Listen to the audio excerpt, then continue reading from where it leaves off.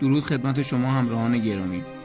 ویدئوی امروز راجع به مخربترین مواد مخدرهای دنیا و عوارض جبران ناپذیر اونها روی بدن انسان هاست.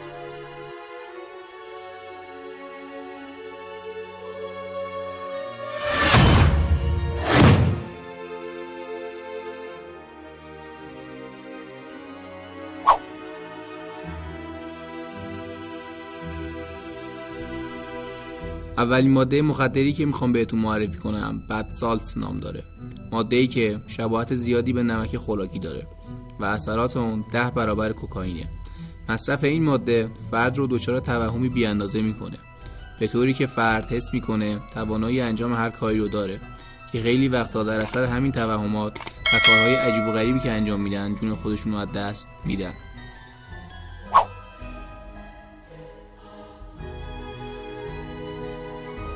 مواد مخدر بعدی که میخوام بهتون معرفی کنم DMT نام داره که به گفته بسیاری از متخصصان خطرناکترین ماده مخدر دنیاست که به روش دود کردن مصرف میشه.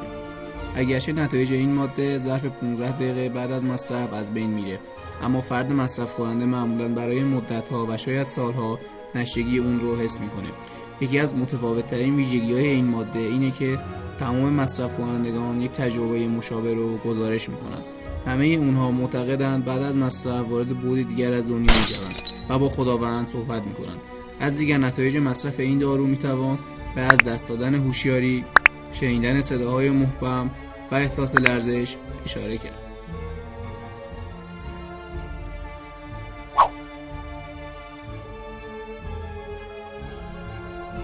مخدر بعدی اسکوپولامین نام داره که بهش نفس شیطان هم میگن. از اسکوپولامین در قرن 20 در داروهای بیهوشی استفاده می‌کردند. این ماده باعث میشه فرد به طور کامل هیپنوتیزم بشه و اراده خودشو کاملا از دست بده، به طوری که هر دستوری که بهش بدن انجام میده و بعد از اینکه به حالت عادی برمیگرده هیچ کدوم از اتفاقات رو یادش نمیاد. مصرف نفس شیطان عمر انسان رو به شدت کاهش میده.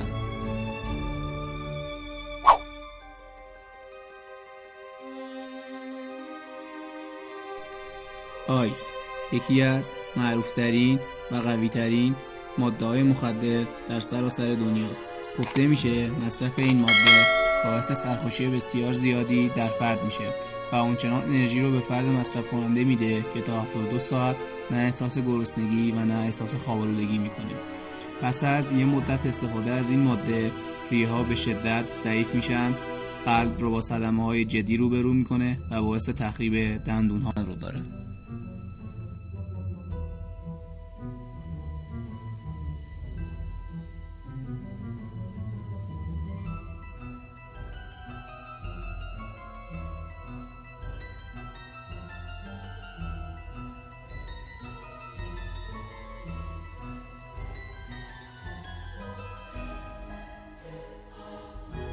مخدر بعدی که میخوام بهتون معرفی کنم فلاکا نام داره که بهش زامبی هم میگن.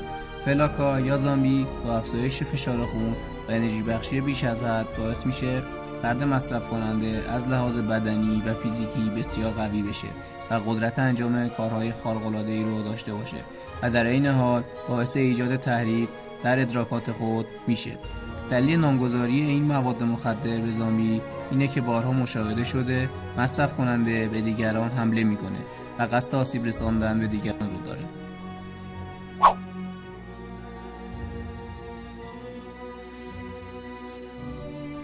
ماده بعدی سالویا نام داره که از برگ گیاه سالوی به دست میاد. یک مخدر بسیار قوی با توهم زدایی بسیار بالا که باعث توهم‌های حسی شدید همراه با اضطراب و تنش بیش از حد میشه. بعد از مصرف این ماده همامیزی احساسات به صورتیه که فرد صداها رو به جای شنیدن میبینه.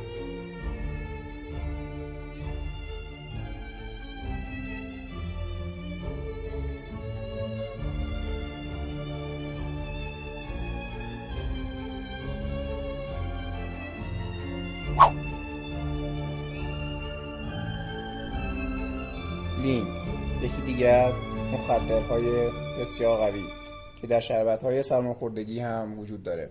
این ماده مخدر از ترکیب هروئین و کدئین به دست میاد. مصرف مصرف این ماده باعث رضایت کاذب در فرد میشه و بعد از یک مدت مصرف باعث عفونت در دستگاه تناسلی فرد میشه. ضربان قلب رو به شدت کاهش میده و صحبت کردن فرد رو مانند هذیان گفتن میکنه.